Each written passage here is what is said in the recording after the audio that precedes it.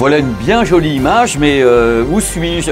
Où suis-je? Je suis derrière un rideau noir, parce que c'est un petit peu la honte quand même. Alors j'arrive, hein. M'en veuillez pas, messieurs, dames.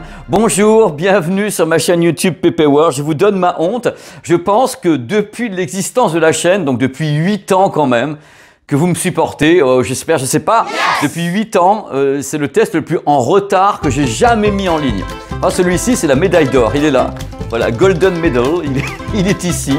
Alors, je vous explique un petit peu les choses. C'est vrai que sur la chaîne, j'ai fait le test du Bravia 9. Pour moi, un des meilleurs téléviseurs mini LED qui existent au monde, le Bravia 9 de Sony. J'ai fait le test également dans le Bravia 9, le test du Bravia 7, le début de gamme mini LED. Et c'est vrai qu'entre-temps, sont pointés beaucoup de produits. Il y a le modèle Panasonic, il y a le modèle LG, il y a eu plein de trucs, les Philips. Hop, c'était le raz-de-marée de téléviseurs. Et je me suis dit, bon, celui-ci, est-ce qu'il est révolutionnaire ou pas? Et c'est vrai que j'ai un petit peu laissé courir. Il faut mieux l'avouer, c'est mieux. J'ai laissé courir et entre-temps, il y a eu des reportages, des voyages. Et je me retrouve là, au début de l'année 2025, en me disant, il faut le tester. Pourquoi est-ce qu'il faut le tester, ce téléviseur? D'abord parce que c'est bien d'avoir des tests comme ça pour vous parler, pour être avec vous, les tests de télé. J'adore les télés, des belles marques comme ça, des beaux produits et tout. Et secondo, parce que en 2025, bien sûr, Sony va lancer des nouveaux téléviseurs. Si ça se trouve, ils vont les lancer en mars, en avril ou un truc comme ça. Et si j'ai pas testé, en effet, ce type de produit, si dans la nouvelle gamme Sony 2025, il y a d'autres produits OLED qui se pointent, donc en mars, avril, mai, juin, j'aurai pas de repères. Tandis qu'en testant le Bravia 8, avec vous, dans cette vidéo du dimanche, j'ai un merveilleux repère dans le cas où il y a un Bravia 8, je sais plus combien, ou 9, je sais pas combien, qui va se pointer au fil de l'année. Au menu de ce test, évidemment, le descriptif complet. C'est-à-dire que je vais faire un truc depuis l'esthétique en passant par l'électronique, ce qu'il y a derrière, pourquoi, la dalle et tout. Après, résultat sur le terrain, en vidéo et en audio, donc ce que j'en ai pensé. J'ai passé du temps avec ce produit et en même temps la qualité audio, on fera une captation en binaural parce qu'il y a quand même du son derrière, il y a ce qu'on appelle une dalle acoustique qui vibre pour balancer le son comme ça, c'est intéressant d'entendre ce que ça donne. Et après, bien sûr, il y aura Sylvain qui va entrer en piste. Sylvain a les mesures. Donc lui il va dire voilà ça va pas, pourquoi et tout. Ça va être super intéressant. Après Sylvain, les plus et les moins et une conclusion. Vous verrez qu'il y a de tout et dans les plus et les moins, il y a autant de plus que de moins. On va pas se mentir, ce test est également un affreux prétexte de parler à nouveau de Sony et de l'OLED parce que pendant toute l'année 2024, il y a beaucoup de gens qui disaient oui, attention, Sony mise à fond sur le mini LED avec le Bravia 7 et le Bravia 9. Le 9 qui reste pour moi vraiment un produit exceptionnel et l'OLED serait-il mis un petit peu de côté. Mais que nenni, puisque le A95L est resté en gamme parce qu'il était très jeune donc on ne pouvait pas le remplacer et c'est pointé le Bravia 8. Alors le Bravia 8 est là, il est là depuis un petit moment mais pour 2025, j'ai bon espoir également, évidemment, que Sony continue à la fois le mini LED et le LED, comme la plupart des marques, parce que les marques poussent les deux technologies, comme le font Samsung qui est sur l'OLED, qui est sur le QD OLED, qui est sur le mini LED, qu'on font des marques également comme Panasonic, qui ont un peu de tout. Donc là, c'est la même chose. Sony travaille sur les deux segments et le Bravia 8 est le produit le moins cher de la gamme, sachant que le A95L est un modèle QD OLED. Donc je rappelle, on verra les nouvelles gammes 2025 de Sony au cours de l'année. Pour le moment, j'ai pas d'infos, à part que ça, c'est là, ça, c'est beau et on en parle. Alors ce modèle que le mec il attaque à fond. Ce produit qui est ici donc le Bravia 8 des familles, c'est le successeur du A80L qui existait en gamme. Alors le produit existe dans 3 diagonales. Ça c'est la plus petite, hein. Il existe en 55, 65, 77 pouces. Les tarifs approximatifs, je dis bien approximatifs parce que les magasins font ce qu'ils veulent avec les tarifs en France. Alors le modèle 55 pouces environ, je fais des onomatopées avec le mec, il n'en peut plus, environ 1900 €. C'est cher. Le modèle 65 pouces, environ 2500 € et le Big One 77 pouces, environ 3500 €. On perd pas de temps, directement l'immersion à la découverte du produit. Regardez, il est beau, hein. Très très beau design et surtout il est pratique, le pépère. Les pieds qui sont ici, on peut les placer à cet endroit-là, donc aux extrémités ou les rassembler. Et on a deux possibilités. Il y a également deux hauteurs différentes, 3 ou 8 cm. Donc on peut l'abaisser ou le relever un petit peu dans le cas où on veut placer une barre de son. Alors l'épaisseur de la bestiole. Alors l'épaisseur est assez fine, c'est-à-dire qu'on a ici à peu près 1 cm et le maximum qu'on a c'est 3,8 cm d'épaisseur. Il est un peu bombé, regardez à l'arrière. Et pourquoi il est assez fin ce produit? Parce qu'il n'y a pas de gros haut-parleurs. Et why? Because il y a une dalle acoustique. C'est la dalle qui vibre, qui fait vibrer l'air et qui donc produit le son. Il y a des moteurs haptiques derrière pour faire vibrer la dalle. Rassurez-vous, il n'y a aucun danger à ça. Ça ne fait pas décrocher de l'électronique. Vous ne voyez pas la dalle vibrer comme ça de visu. Quoique, en poussant à fond, on ne sait jamais. Donc on en parle tout à l'heure, mais le produit est vraiment super élégant, pratique et on peut l'accrocher. Oui, on peut l'accrocher au mur si on veut avec une fixation VESA. Donc il y a VESA, il y a donc les pieds qui peuvent être mis plus haut ou plus bas, ou bien sur les côtés, ou rassemblés. C'est super pratique. Voilà, c'est déjà un bon point. La suite, allez, on y va. Parmi les points forts, uniquement 6 mm d'encadrement de l'image. C'est très fin. Voilà, la dalle flotte en quelque sorte. Vous regardez, vous dites pas, oh là là, il y a une bordure comme ça. Non, la bordure est extrêmement fine. Belle œuvre quand même, hein, c'est de la belle ouvrage. Au cœur de la dalle OLED, c'est une dalle OLED signée LG Display. C'est du White OLED. Regardez les captures au microscope faites par Sylvain. Donc c'est un truc traditionnel, hein, si je puis dire, avec du Meta 2.0. Donc ça pousse pas mal. C'est-à-dire que c'est pas le bas de gamme non plus, c'est pas non plus le haut de gamme comme on peut trouver sur des modèles comme la G4 ou la G5 qui sont des modèles très évolués techniquement. On est sur une dalle classique mais boostée. Alors compatibilité de l'ensemble. HDR10, HLG et Dolby Vision. Attention, la bestiole derrière moi est une petite méchante qui dépasse pas le 120 Hz. Donc voilà, c'est un petit truc que peut-être Sony va corriger en 2025, je sais pas encore, mais là c'est du 120 Hz sur ce produit. Alors évidemment, derrière une dalle, j'ai toujours, voilà, c'est magnifique, c'est beau, ça sortirait couleur derrière, c'est trop beau quoi. Derrière une dalle, il y a un processeur et c'est le processeur XR que chez Sony. Alors faut savoir un truc important sur XR et Sony. Je pense que Sony a été une des premières marques à lancer des processeurs que eux ont appelés des processeurs cognitifs neuronaux. Donc, ce sont les premiers à avoir imaginé ce que serait l'IA sur les téléviseurs au niveau du processing. Parce que l'idée de Sony maintenant depuis peut-être 3 ans, c'est de se dire il faut qu'on crée un processeur qui voit et qui pense comme un être humain. C'est-à-dire que lui, ce qu'il va faire, c'est voilà comment regardent les êtres humains. Bon, on fait ci, on fait ça, on regarde d'abord. Quand on voit une grande image comme ça, notre œil, il va aller où? Il va aller là, normalement. Il va pas forcément aller sur les côtés. Donc, en effet, le travail se fait là-dessus, sur les paysages, les visages, comment on s'y prend, nous, humainement, pour regarder les images. Et le système va s'adapter à nous, enfin à l'être humain. C'est pour ça qu'on appelle ça un processeur XR, c'est son nom, qui est donc cognitif neuronal. Il est censé penser comme nous, donc c'est plutôt cool. Le processeur XR, c'est un traitement de l'image. Donc toutes les images qui rentrent vont être bien sûr travaillées par ce processeur et celles qui ne sont pas en 4K, Ultra HD 4K, sont upscalées. Et c'est sur ce point d'upscale, donc de mise à l'échelle, que Sony est très fort. Les images entrantes, qu'elles soient en 720p, en 1080p, sont donc mises à l'échelle Ultra HD 4K en utilisant le processing XR, comme vous voyez actuellement à l'image. Et en général, ça fonctionne vachement bien. Il y a pour la colorimétrie le XR Triluminos. Même chose, on travaille la colorimétrie de tous les côtés pour essayer d'avoir le plus bel espace colorimétrique possible. On verra ça tout à l'heure justement avec Sylvain et ces petites mesures, on verra les crowbars de partout pour savoir si lui il s'en sort ou bien s'il est un petit peu à la rue.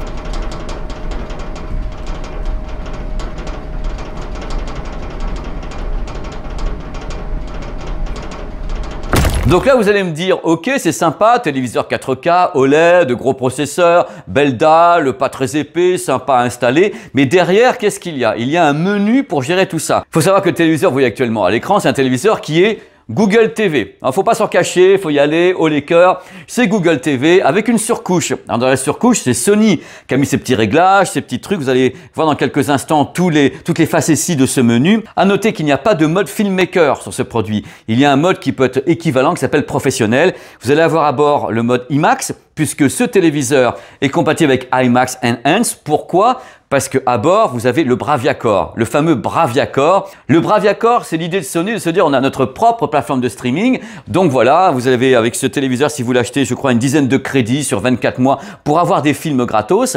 Donc le Bravia Core étant à bord, le Bravia Core travaille avec IMAX. Donc IMAX, Bravia Core, mode IMAX et du DTS à bord aussi.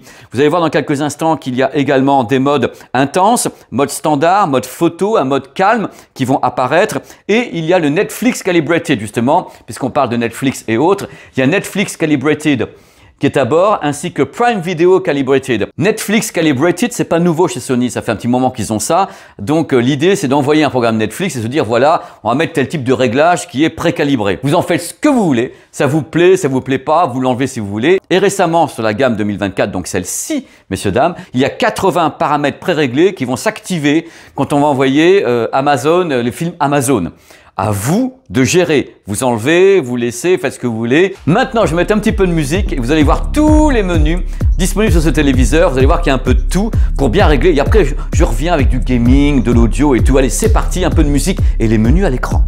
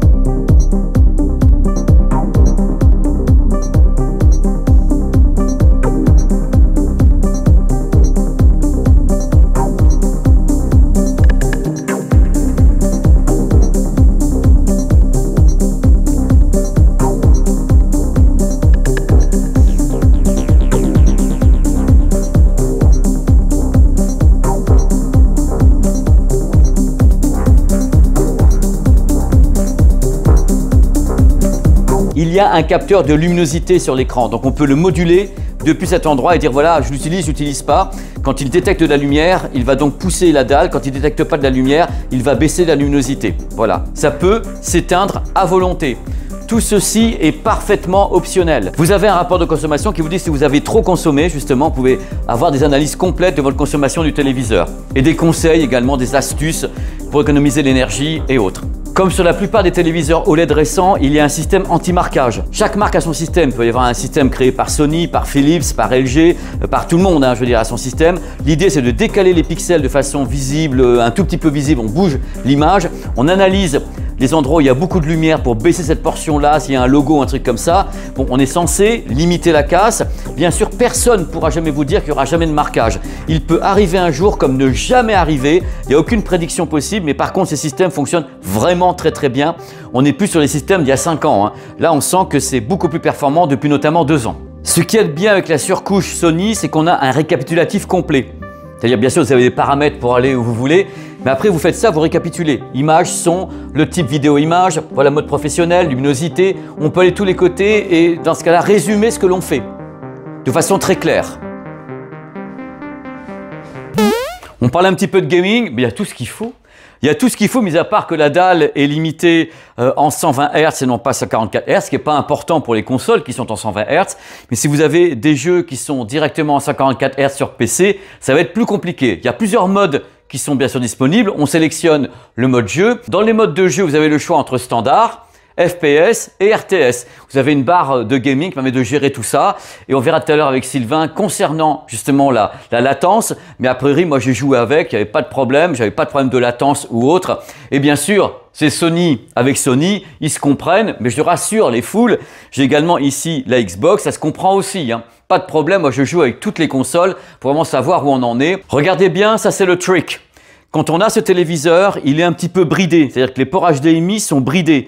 Il faut pouvoir les débrider, c'est-à-dire quand on a du gaming, il faut pouvoir agir dessus manuellement. Pour moi, c'est une aberration qu'on doive débrider à la main manuellement des entrées HDMI pour avoir justement des formats avec le gaming VRR, ALLM et autres. On doit le faire manuellement pour le débrider. Pour moi, c'est pas normal du tout. C'est pas normal. Ça devrait être automatique. On repart en exploration pour l'audio. Alors comme je vous l'ai dit au début de la vidéo, je crois que je vous l'ai dit d'ailleurs, l'audio c'est particulier avec l'OLED chez Sony parce que dans le cas présent comme dans d'autres téléviseurs, il y a ce qu'on appelle l'acoustic surface. Et ça c'est la version plus. Alors c'est quoi l'acoustic surface? C'est tout simple. C'est la dalle qui vibre. C'est-à-dire que imaginez que la membrane du haut-parleur soit la dalle OLED qui se met à vibrer. Il n'y a pas de problème pour l'électronique, n'ayez pas peur et tout. Donc l'acoustic surface part du principe qu'il y a des moteurs haptiques qui font donc vibrer la dalle et qui font donc vibrer l'air. Et quand on fait vibrer l'air, ben, ça fait vibrer nos tympans, nos membranes à nous. Donc Acoustic Surface, mais il n'y a pas que ça. Puisqu'il faut un soutien quand même. Regardez les images à l'écran, je ne vais pas passer. Non, je ne peux pas faire. Et à l'arrière, il y a. Le mec, il essaye tout. Hein. À l'arrière, il y a un subwoofer également, ainsi que des haut-parleurs d'aigus qui sont là. Je vous les montre à l'image. Au total, ils annoncent donc 5 fois 10 watts, donc 50 watts au total. Et le truc qui est super, qui va plaire à tout le monde, c'est que ce produit étant un produit compatible IMAX, puisque le Bravia Core est IMAX, il gobe tous les formats audio. Oh, gloire à toi! Que ce soit le Dolby Digital, Dolby Atmos, Dolby True HD, le DTS, DTS HD, Master Audio, tout est gobé, tout est compris, que ce soit en pass-through, donc au travers, ou bien directement traité par l'électronique. Lui, il s'encombre pas, il prend tout ce qui se passe. On peut ajouter une barre de son Sony avec l'Acoustic Center. Dans ce cas-là, le téléviseur devient la voix centrale autour du système Sony. Et en plus, en Bluetooth, tenez-vous bien, roulement de tambour. Attendez, j'approche. Ah! En Bluetooth, on peut appairer un système Bluetooth Sony pour avoir de l'audio 360 degrés. Exemple, ça. Ce tour de cou audio Sony peut donc être appairé au téléviseur et vous avez le son en Dolby Atmos, donc spatial, avec le téléviseur. Je crois que c'est la seule façon d'avoir vraiment du son spatial avec ce tour de cou que je vais donc me faire un plaisir de tester hein, parce que j'ai jamais eu le temps de le faire aussi. Là, je suis à la rue, c'est affreux. Donc je vais tester ce produit avec le téléviseur. Donc en Bluetooth, on a de l'audio 360 degrés. Il y a plein de réglages audio qu'on va voir dans le menu. Il y a plein de trucs autour du produit. On peut vraiment le calibrer à fond. Hein.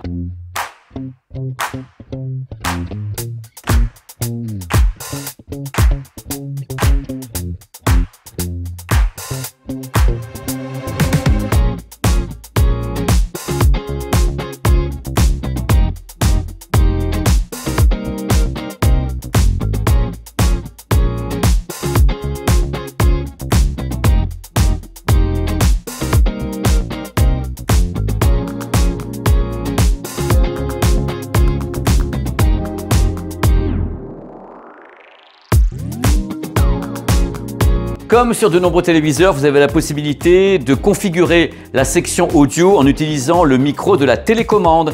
Donc vous positionnez sur votre canapé favori et vous appuyez sur le bouton et hop, on configure. Tout à fait. Alors c'est parti, on autorise. Go! On démarre et je me tais.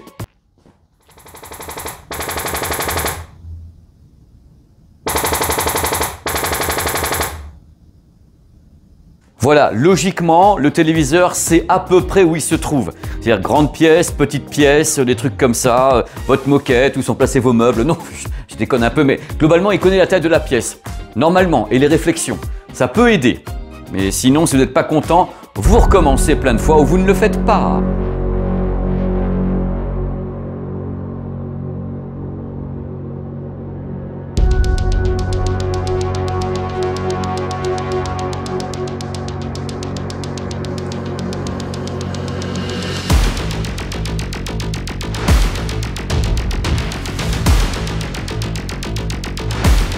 Concernant la connectique, c'est gravement traditionnel. Il y a 4 ports HDMI. Il y en a 2 qui sont HDMI 2.1, un port HDMI e-Arc. Donc de ce côté-là, c'est traditionnel pour ce type de produit. Je rappelle qu'il n'y a que LG et Samsung qui ont 4 ports HDMI 2.1. Il y a 2 ports USB ainsi qu'une sortie optique. En vrac maintenant, ma rubrique en vrac que j'aime bien. J'ai des petits trucs en plus comme ça qui sont intéressants. Le produit est Wi-Fi 6 Bluetooth en 5.3. Il y a AirPlay 2 à bord, HomeKit, Chromecast. Il y a un mode Echo et il y a un mode pour les gamers, un mode pour la PS4 et la PS5 qui s'appelle PS Remote Play pour contrôler la console à distance. Voilà, c'est en vrac autour de tout ce qu'il peut faire. Et oui, oh là là, oh, je suis en dessous de tout. La télécommande.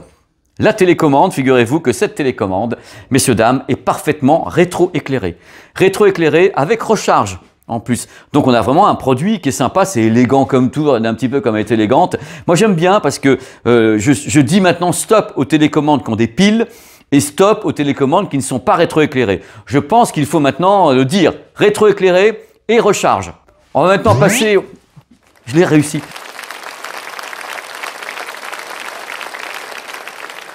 On va maintenant passer aux résultats vidéo et audio. Je vais m'asseoir là avec vous, en parler. Faut qu'on parle. Vous savez, le mec déjà, faut qu'on cause. Eh bien, nous voilà bien nous voilà bien pour parler un petit peu de ce téléviseur qui, je rappelle, n'est pas le plus récent du lot, mais qui est quand même en vente et tout. Il est arrivé il y a quelques mois, c'est pas un produit qui a 10 ans tout de même, hein. Le Bravia 8 de Sony avec une dalle OLED dite classique, boostée mais classique, White OLED. Le premier truc que je peux vous dire, c'est que, ayant passé mon temps à tester des téléviseurs qui sont extrêmement éblouissants, c'est-à-dire très lumineux, avec vraiment des crêtes de luminosité absolument dingues, c'est vrai que celui-ci est plus modeste. Mais là, on peut engager un débat entre nous, parce qu'il y a beaucoup de gens dans les commentaires qui me disent « Ouais, ok, tes tests, ça va maintenant, il y a les téléviseurs, il faut mettre des lunettes de soleil et tout. » Bon, d'abord, personne ne vous oblige à les mettre à fond, parce que nous, on fait des tests, on est là, on est avec Sylvain, on dit « Allez, on va voir jusqu'où il va le produit. » Mais après, dans le menu, vous allez derrière et vous mettez luminosité, vous baissez à 30% si vous voulez. Mais ce qui est bien pour les gens qui ont une baie vitrée, par exemple, c'est que les téléviseurs OLED, donc les gros, hein, les grosses bestioles, les G4, les Samsung machin truc et autres, c'est des téléviseurs qui sont capables d'avoir beaucoup de lumière. Ça fait quand on a une baie vitrée, on ne dit plus que l'OLED est indigent. On dit voilà, j'ai de la réserve de puissance, et si vous n'avez pas besoin de cette réserve de puissance, vous ne la mettez pas en route. Là, celui-ci est plus modeste, c'est-à-dire que je ne sais pas ce que va trouver Sylvain, mais en effet, on repart sur des valeurs de téléviseurs OLED qui doivent être entre 800 et 900 candela, peut-être 1000, je ne sais pas, Sylvain nous dira tout à l'heure. Donc c'est une image qui est agréable parce qu'elle n'est pas surpoussée. C'est-à-dire qu'elle est agréable à regarder, il y a une luminosité qui est correcte, on sent qu'il y a une sorte de limiteur sur la luminosité, on parlera justement de ça, ce qu'on appelle l'ABL. C'est-à-dire que, je vous résume l'ABL, si vous avez une image, un point lumineux qui est très vif au milieu, il va être extrêmement lumineux. Par contre, quand ça va grossir sur la dalle, vous allez voir les images à l'écran, quand c'est l'intégralité de la dalle qui devient très lumineuse, on baisse la luminosité parce qu'il y a un problème d'alimentation et autres. Bon bref, ça s'appelle l'ABL. Donc le produit est parfaitement lumineux dans les clous des téléviseurs qui sont plus classiques, mais il n'atteint vraiment pas les luminosités des produits comme le G4, le Panasonic ou autres, qui ont des dalles différentes. Là, c'est une dalle traditionnelle qui est plus proche du C4. À mon avis, il est moins lumineux que le C4. On va voir ça justement avec Sylvain. Mais c'est agréable à regarder. Parce qu'on est là, on a une image qui est merveilleusement contrastée. Là, je vais faire justement un petit arrêt sur la mire dite Star Wars. Le contraste est dingue, hein. Il est dingue. Allez, on y va. On va être très franc là-dessus. C'est royal. C'est 5 étoiles. Quand on a ce noir absolument incroyable, je vous fais le sketch depuis le début, mais j'ai pas trouvé d'équivalent pour le moment, même en mini LED, de ça, parce qu'il y a toujours un moment donné en mini LED où on va avoir une rétroéclairage de ça. Tandis que là, c'est neutre, c'est pur, c'est cru. C'est-à-dire chaque point, il n'y a aucun problème technique pour l'affichage de ce genre d'image avec un OLED, puisqu'il n'y a pas de rétroéclairage. Mais les progrès sur le mini LED sont juste étourdissants. On va pas se mentir, c'est du délire. Le mini LED progresse à une vitesse actuellement qui méritera justement sur la chaîne un petit billet d'humeur et des trucs que je vais dire sur le mini LED. Quand on voit la qualité du Bravia 9, on est en droit de se poser la question justement sur jusqu'où va aller le mini LED par rapport à ce que fait déjà l'OLED concernant le ratio de contraste. Là, c'est du noir complet. Vous m'entendez ma voix et puis à chaque fois vous avez la petite mire Star Wars qui se pointe. C'est toujours un grand moment dans ces tests de voir arriver la qualité de cet affichage de tous les points lumineux qui se baladent et tout sans aucune rémanence avec un noir et un contraste parfait. Donc vous avez vu ce merveilleux contraste, un régal à chaque fois. Donc le produit est, on va dire, moyennement lumineux comparé aux gros monstres qui sont sortis en 2024. Donc c'est une image qui est vive, qui est vibrante, mais qui n'est pas surlumineuse. La colorimétrie en mode standard, moi j'ai senti un tout petit peu que ça allait vers les couleurs chaudes, ce qui n'est pas non plus quelque chose de catastrophique, hein. C'est-à-dire qu'on sent que l'image est très chaude, donc des très belles couleurs. Le truc que j'aime bien sur le produit, on va pas se mentir, c'est Sony, c'est comme Panasonic, c'est le traitement vidéo. J'allais dire un gros mot du genre le fucking traitement vidéo. Ah, je le dis, je suis sur ma chaîne, le fucking traitement vidéo qui est vraiment génial.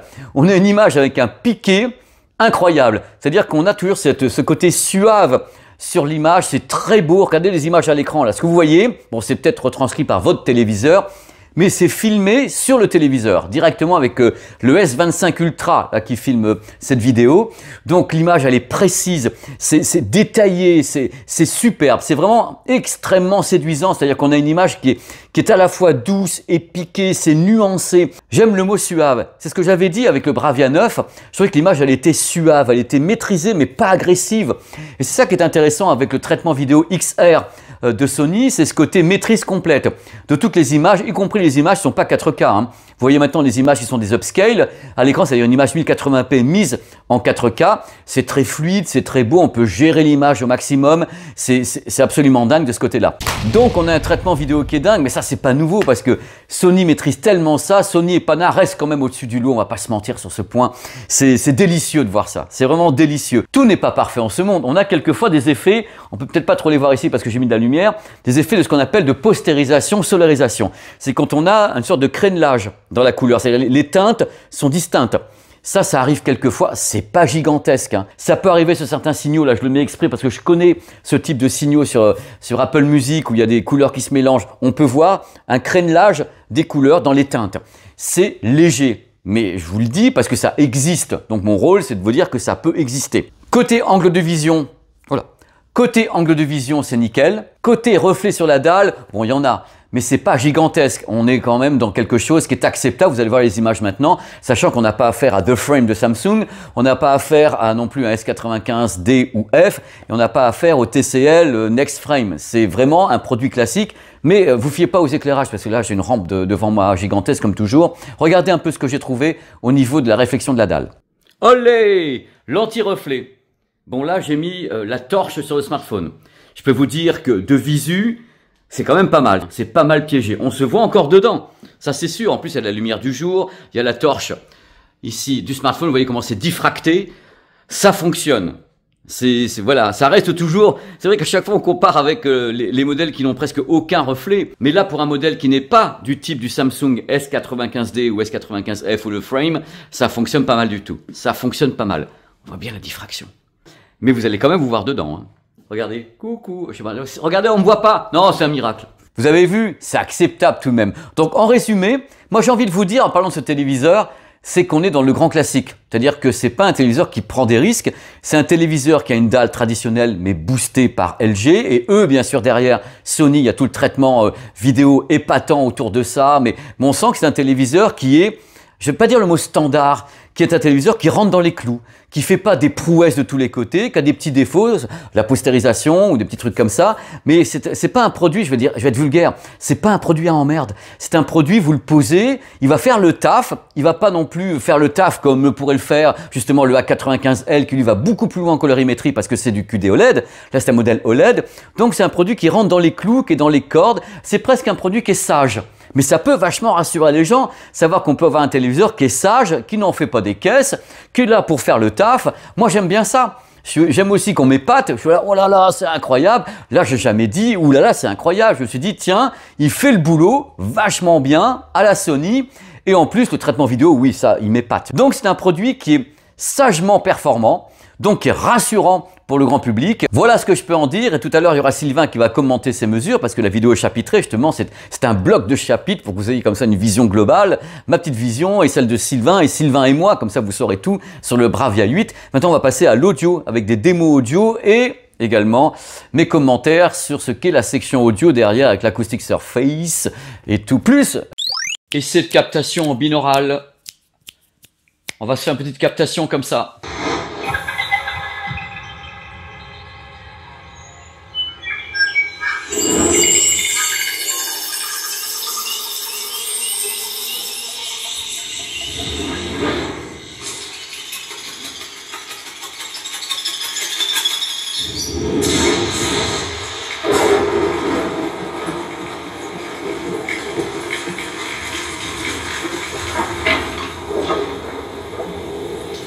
Ouais, bah, pas trop justement. Ça manque un peu de grave. Globalement, on a des effets horizontaux. C'est-à-dire qu'on a un surround horizontal, large. Large, ça monte pas beaucoup dans les hauteurs, hein. Les haut-parleurs sont à l'arrière ici, mais il n'y a pas vraiment une notion de dôme ou de hauteur. Ça manque de grave. Donc voilà, du haptique, il y a 2 moteurs haptiques. Il y a un subwoofer qui est tout petit, vous l'avez vu tout à l'heure, ainsi que 2 haut-parleurs pour l'aigu. C'est assez ample, il y a suffisamment de puissance pour une pièce de 20, 25, 30 mètres carrés, mais pas plus. Les dialogues sont clairs, mais par contre, ça manque de grave, ça manque de patate, quoi. Si on peut rajouter une barre de son derrière, c'est peut-être pas plus mal. Et travailler avec l'Acoustic Center pour que le téléviseur, avec sa fonction Acoustic Center, soit la voix centrale. C'est-à-dire barre de son ici, subwoofer, grave, et les voix des acteurs qui sortent justement de l'écran comme au cinéma. N'oublions pas qu'au cinéma, vous avez des toiles devant vous qui sont acoustiquement transparentes. Les haut-parleurs sont placés derrière ces toiles, sauf dans le cas de l'Onyx de Samsung, ce sont des écrans LED. Voilà, maintenant on va envoyer le Sylvain, qui a plein de trucs à dire, les mesures, il y a des surprises quand même, il y a des surprises qui confirment ce que je viens de dire, je pense, enfin j'espère. Ah, le voilà. Bonjour Sylvain. Salut Pépé. Ça va? Ça va super et toi? Oh, je suis super en forme, j'arrête pas, on n'arrête pas de bosser, on est content, c'est un moment très très fort, et puis ton fan club est là, ils sont là. Bien sûr, évidemment, puis le tien aussi. Les petits loulous d'amour. Et justement, comme ce test arrive avec un téléviseur Sony OLED. Donc ce téléviseur avec la technologie OLED, White OLED, donc fabriqué par LG, j'ai pu mesurer un pic de luminosité de 803 candela par mètre carré. On se croirait sur le C3 en fin de compte. C'est pas mal, effectivement. Sur le C3 d'il y a un an. Voilà. Ouais. C'est le mode professionnel, hein. Ah. Le mode d'image. Attention, je précise. Tous les modes ne se valent pas. On en reparlera un tout petit peu plus tard. Mais c'est quand même une progression par rapport à l'année dernière. Le A80L de Sony, aussi en OLED, était mesuré à 709 candela par mètre carré.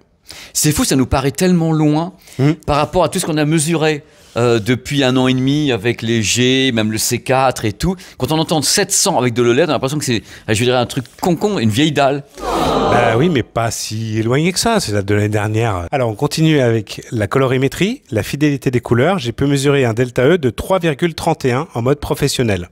C'est pas mal. On peut optimiser la chose, sachant que le seuil est de 3. Ouais. Seuil en dessous duquel l'œil humain n'arrive plus à faire la différence entre la couleur affichée et la couleur demandée. Donc, à part le mode professionnel, t'en as d'autres? Parce que là, tu nous donnes des modes à chaque fois professionnels, mais t'as d'autres modes sur le téléviseur? Oui, il y a d'autres modes, mais plutôt que j'ai mesuré en HDR pour le coup. D'accord. Ok. On en reparlera un tout petit peu plus tard, s'il vous plaît, monsieur. Vous êtes pressé. Mais je suis quelqu'un de pressé. Oui, Merci, monsieur Sylvain. Voilà. Allez-y, ils vous attendent. On continue sur la dérive des couleurs.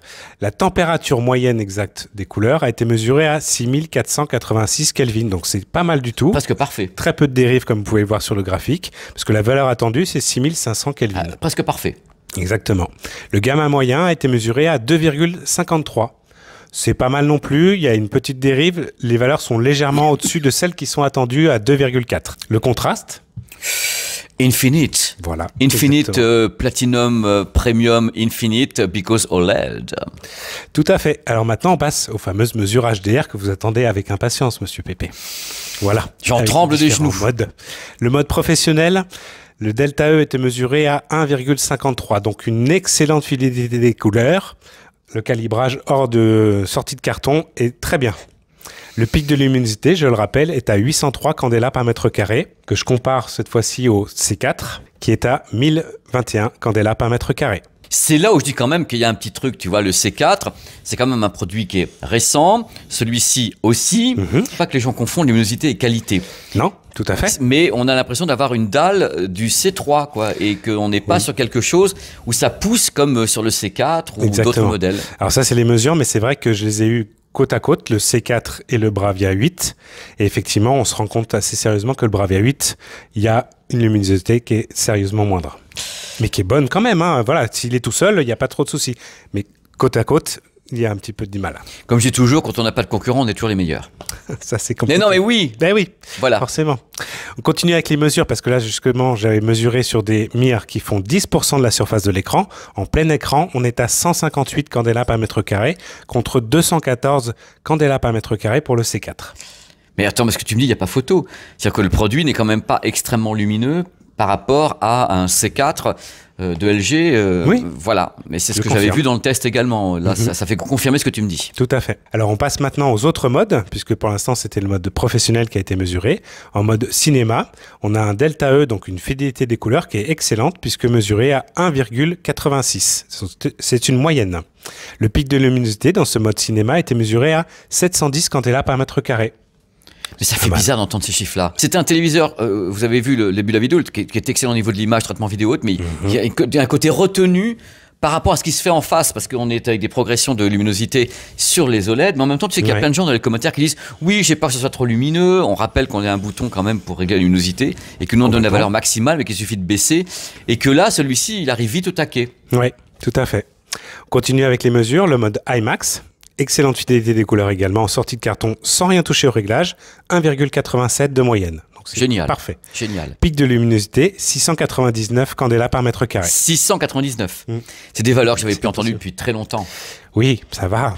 Mais non, mais je vais le rajouter parce que c'est ce que les gens nous diront dans les commentaires en disant que c'est Sony et que quand on voit ce qu'ils font avec le mini LED qui s'éclate complètement, bah là, l'OLED... On est dans un autre domaine, effectivement. Tu as parlé bien sûr des modes calibrage pour Netflix et Prime Video, qui sont pas mal du tout. Par contre, impossible de les mesurer puisque ce sont des modes qui sont activés quand ils détectent du contenu Netflix ou Prime Video. Ouais, c'est une sorte de top de départ qui dit voilà, je me calibre. Voilà. Tout à fait. Avec un certain nombre de paramètres, je crois jusqu'à 80 paramètres, ouais, quelque chose comme ça. Ils avaient expliqué ça à Los Angeles, qu'il y a plusieurs. Nous, on ne connaît pas tous les paramètres, mais il y a plusieurs paramètres qui rentrent en ligne de compte et le téléviseur se cale là-dessus. Et nous, pour mesurer, c'est très compliqué. C'est impossible en fait. Impossible. Tout à fait. Alors, on passe maintenant à l'espace colorimétrique, les couvertures fameuses. Le REC 709 a été mesuré à 97,40%. Classique. Donc c'est très bien. La couverture de l'espace colorimétrique DCP3 a été mesurée à 98,54%. Classique. Excellent également. Et la couverture de l'espace colorimétrique du BT2020 a été mesurée à 73,63%. Classique. C'est pas mal aussi pour du White OLED. Ouais, pour du White OLED, c'est très très bien. On rappelle que le maximum, c'est QD OLED. Voilà, pour ça, pour cette valeur-là. Imbattable sur le marché pour l'instant. Voilà. On passe maintenant à la partie gaming. Donc Sony est pas mal du tout. On a mesuré un input lag, temps de retard à l'affichage, de 12,6 millisecondes. Donc c'est pas mal du tout. Ça correspond à moins d'une image de retard en fait. Tout simplement. Le record, je le rappelle, c'est le Panasonic, le Z95A, qui a été mesuré à 8,9 millisecondes. Et le C4 qui est rapide aussi. Et le C4 également, qui est assez rapide. Voilà. Tout à fait. Qui peut descendre à 9,3 je crois de mémoire. Maintenant sur la fidélité des couleurs, en mode jeu, standard, le Delta E est très bon puisqu'on est à 1,87. C'est rare. Largement en dessous des 3, effectivement. C'est super C'est rare pour un pic de luminosité de 813. C'est mieux. Alors ça, c'était les mesures pour le mode jeu standard. Il y a deux autres modes jeu, le mode jeu RTS et le mode jeu FPS. Par contre, là, on est aux fraises. Concernant la fidélité des couleurs, on est à 4,7 et 4,8 respectivement. Donc, c'est pas terrible. Donc, ça dévie un peu. Parce qu'il y a des trucs, les gens nous disent aussi, est-ce que ça va se voir? Il faut connaître la source pour ça, qu'on détecte une dérive. Parce qu'on n'est quand même pas sur des valeurs qui sont à 10 ou un truc comme ça. Non. On est sur des valeurs qui sont encore... Et le 3, c'est une valeur entre guillemets presque maximale. Mais si on est à 4, on va pas dire, oh là là, je reconnais plus mon jeu. C'est pas comme ça que ça se joue. Nous, on mesure. Les couleurs sont plus flatteuses finalement. On a eu des modes jusqu'à 7 et 8, effectivement. Mais certains joueurs adorent ce rendu des couleurs parce que ça pète beaucoup plus. C'est presque fluo. Voilà, sur des jeux, ça s'y prête. C'est pas le rendu cinéma qu'on pourrait potentiellement en attendre. On passe maintenant à la consommation.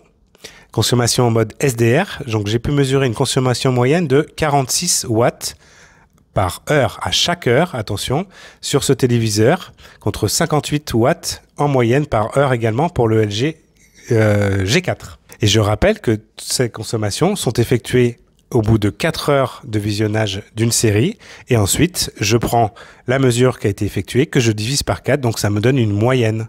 Voilà, tout simplement. Il fallait que tu expliques, qu'on a eu beaucoup de commentaires là-dessus en disant « Oui, Sylvain, il boit la nuit et tout. » Oui, d'accord, mais là, il a expliqué pourquoi il avait mesuré comme ça. Voilà. Et ce que ça donne. C'est le même protocole que j'applique à chaque téléviseur. Et que ça me permet de comparer les téléviseurs avec les autres. Donc maintenant, on passe à la consommation HDR. J'ai pu mesurer une consommation de 62 watts en moyenne, donc, qui est assez élevée puisque en fait, j'ai pu mesurer sur le G4, 65 pouces également, qui est nettement plus lumineux, une consommation de 65 Wh. Donc Sylvain, le téléviseur comme moi je l'ai notifié, très belle image, super traitement vidéo, c'est un téléviseur OLED qu'on va dire classique. Oui, classique, effectivement, il n'explose pas en termes de luminosité. Par contre, effectivement, on a un calibrage qui est propre, comme on dit. Ouais, c'est propre. Cinéma. Voilà, c'est propre, c'est carré, mais ce n'est pas un foudre de guerre en luminosité, sachant qu'en face il y a du concurrent. C'est le problème, c'est les concurrents en face. Merci Sylvain. Merci à toi Pépé. Voilà, on se retrouve très très vite. Vite. Salut. Merci Sylvain, voici les plus. On va commencer par le design. Moi j'aime beaucoup le design du produit avec les pieds qui sont modulaires, qu'on peut mettre ici, la hauteur. Là c'est très très fin, c'est vraiment un très bel encadrement, c'est un très beau produit. La télécommande, rétro-éclairée, qui se charge en plus, qui n'a pas de pile dedans. Ça, c'est vachement bien. Merci Sony, bravo Sony. Le ratio de contraste, toujours aussi impressionnant, c'est du délire, c'est waouh. Le piqué de l'image, le traitement vidéo dans XR cognitif, neuronal, ça fonctionne super bien. C'est vraiment très très beau. Ils maîtrisent ça de A à Z, c'est du délire. Quand on diffuse des films, il y a un aspect cinéma évident et probant, c'est vraiment du cinoche.